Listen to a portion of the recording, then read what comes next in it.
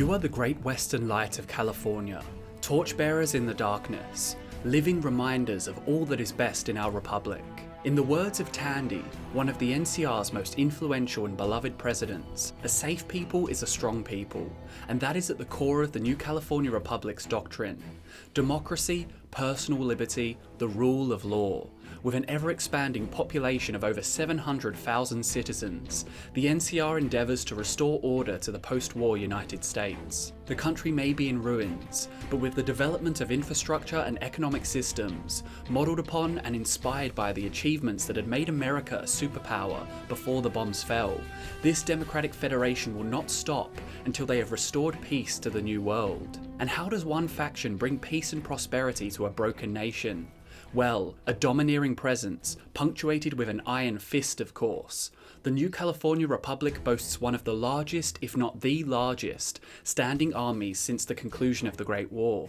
With such numbers and with adequate levels of discipline and organisation, the NCR consistently triumph over the gangs, tribes, and the bands of outlaws crawling over the west coast, like an intrusion of cockroaches. Efforts in expansion are seldom squandered, and with a steady influx of new recruits, they are equally skilled at protecting these recently acquired territories long term. The NCR Army is so capable, in fact, that they managed to send the mighty Brotherhood of Steel into retreat after the two factions disagreed about how technology should be controlled in the wasteland. This long and bloody war has yet to end. With such high numbers, the NCR Army has many branches, varying from green recruits with mismatched boots to legendary officers and decorated generals. What the greater NCR Army lacks in consistency, they make up for in numbers.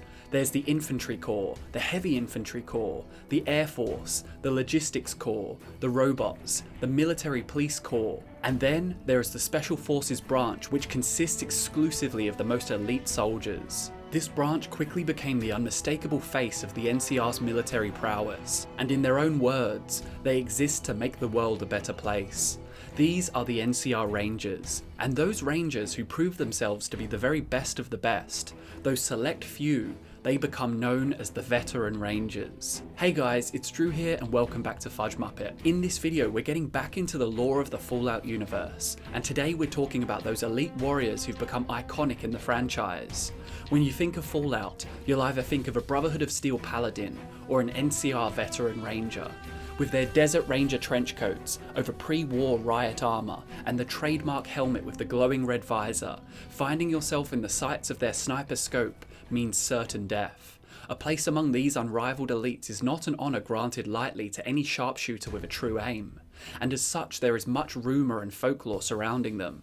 Typical NCR recruits claim that they chew nails and spit napalm. By the end of the video, you'll know all there is to know about these iconic warriors, and the faction they fight for. And we'll ask the question, is the post-war world truly safer in their hands? So let's get right into it.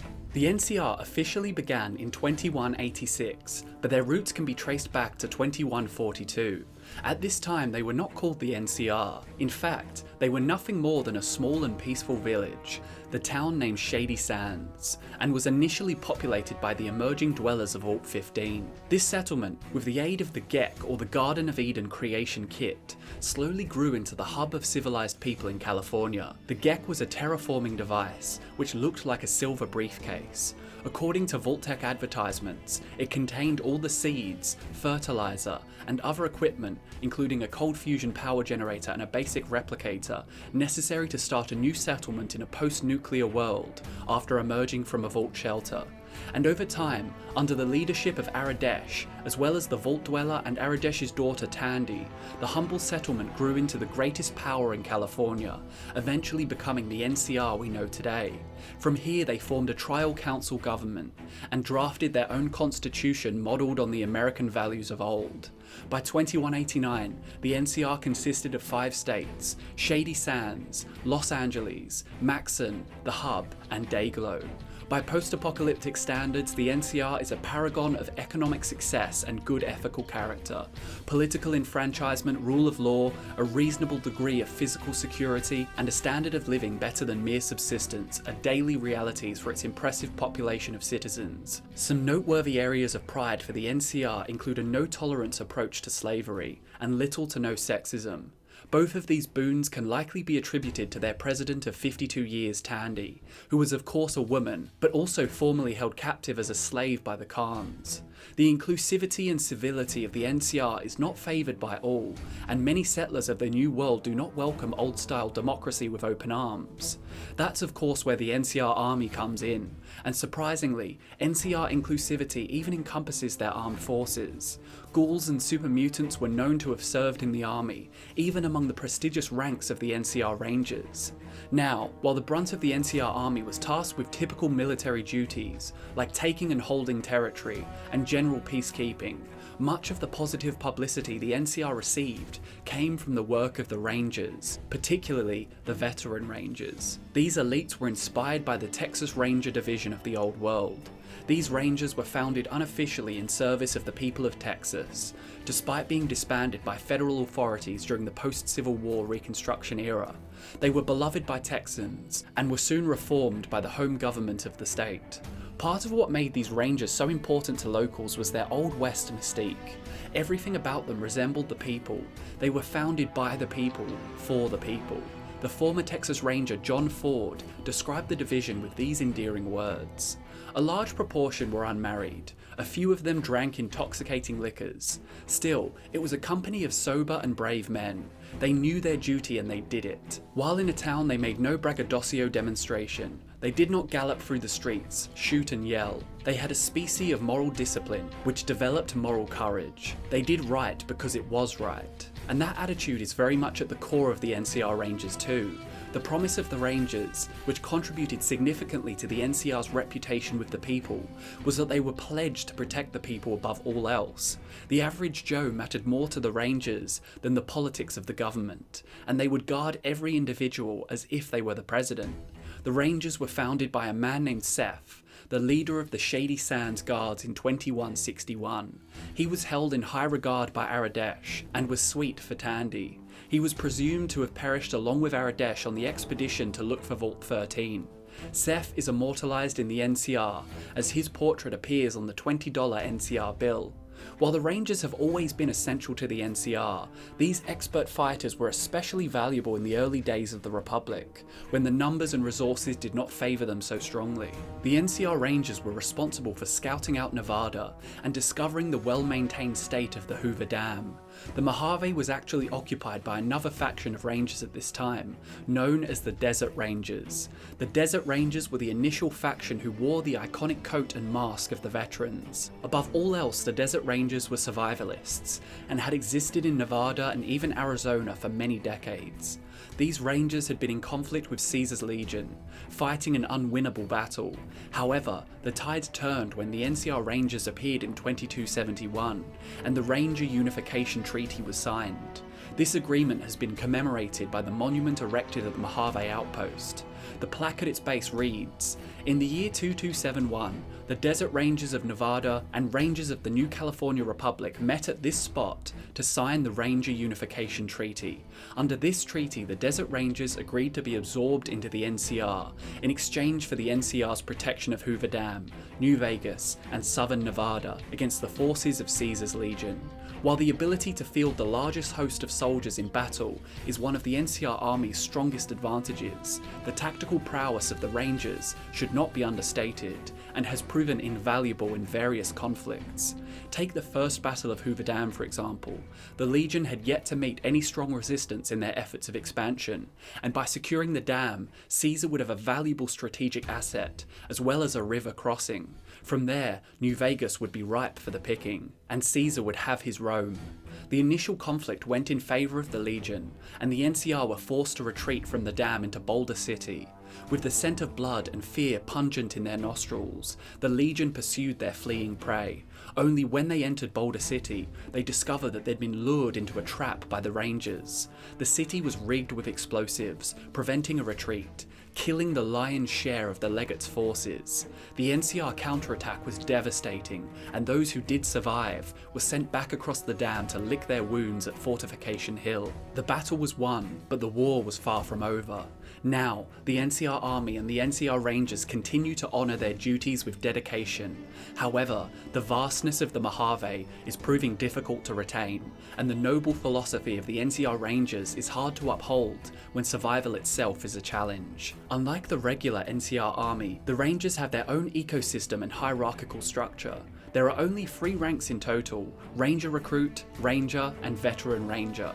Becoming a Ranger Recruit, the lowest of the ranks, is an overwhelming task to even the most promising candidates. The Rangers cherry-pick their prospective members from the NCR Army, and of those hopefuls, an astounding 80% of them cannot complete the training and are forced to drop out. As I mentioned earlier, the Rangers are not exclusively male, or even exclusively human. Mutants and ghouls have been known to grace the ranks, and some women have passed the training as well. Individual soldiers in the greater NCR Army cannot compare to the legionaries of Caesar's Legion. However, the Rangers can absolutely hold their own against Caesar's best. There are stories of a female ranger named Stella who was able to best an elite centurion with her bare hands alone. Rangers who pass the training regime receive their badge, signifying that they are quieter than a shadow and more ferocious than a deathclaw. So, the Rangers are the elite of the NCR Army. But what about the elite among the Rangers? It's an intimidating prospect to think about how powerful they must be. No wonder they have such a fabled reputation in the wasteland. If their allies inside of the NCR are in awe of them, you can imagine how their enemies must feel. The NCR Veteran Rangers are a class of their own. They preserve the daunting aesthetic of the Desert Rangers, a privilege not granted to any others in the NCR, and their Ranger Sequoia pistols are covered with intricate engravings. On the barrel of these pistols, the words "for honourable service" and "against all tyrants" are etched, and the brass plate on the bottom of the gun reads 20 years. Chances are, if you fight against a soldier wielding one of these rare weapons, you're moments from having a bullet nestle itself between your eyes. You don't need to travel far to hear tall tales of the Veteran Rangers. If you ask a member of the NCR Heavy Infantry, they'll admit to being intimidated by them. And if you ask the fiend raiders of Vault 3, well, even these chem-addicted nutcases will advise you to run for your life if you see a ranger in black armour. They'll remark that one veteran ranger is capable of picking off entire fiend patrols from more than a quarter of a mile away. As the warring factions of New Vegas coalesce and the narrative approaches its climax, the veteran rangers begin to appear, travelling north from their deployment in Baja. If the courier chooses to side with them, the NCR will celebrate their second victory at Hoover Dam, establishing definitive control over the entire Mojave wasteland. Soon after, they would negotiate terms to annex the Strip, Freeside, and many surrounding communities. The Mojave wasteland at long last would entirely fall under the NCR's banner. In many ways, this outcome is the progressive humanitarian one. The NCR brings democracy, liberty, law, and protection from discrimination. And all of this is expertly guarded by the might of the NCR Army, the Ranger Division, and the legendary Veteran Rangers. But then again, depending on your perspective, the NCR can be perceived as the antithesis of progression. Yes, they oppose slavery, they oppose sexism, they oppose the subjugation of any person, mutated or otherwise. But as a wise 40-foot tall robot named Liberty Prime once said, "Democracy is non-negotiable. Embrace democracy or you will be eradicated." And this quote can quite easily be attributed to the NCR and their insatiable desire to annex new territory. What some call expansion, others might call conquering. And while many would call the Veteran Rangers peacekeepers, staunchly devoted to making the world a better place, others would call them the brutal executioners of the NCR's will. After all, the presence of a democracy has not spared the United States from total atomic annihilation, and the implementation of an election process does not guarantee peace. In the eyes of people like Mr. House, it guarantees destruction. Maybe not today, but someday. Robert House states indirectly that he opposes what the NCR stands for, as he has no interest in legislating or otherwise dictating what people do in their private time. To your untrained eyes, it may look as though mankind is making a comeback. In the NCR, you have something that resembles a nation state. Savage as it is, in Caesar's Legion you have an organised society. But neither of these offers a future. They're both just regurgitations of the past. And there you have it, guys. The NCR, their military force, and their legendary Rangers and Veteran Rangers. I hope you enjoyed the video. Thanks so much for watching. I've been Drew, and I'll see you next time.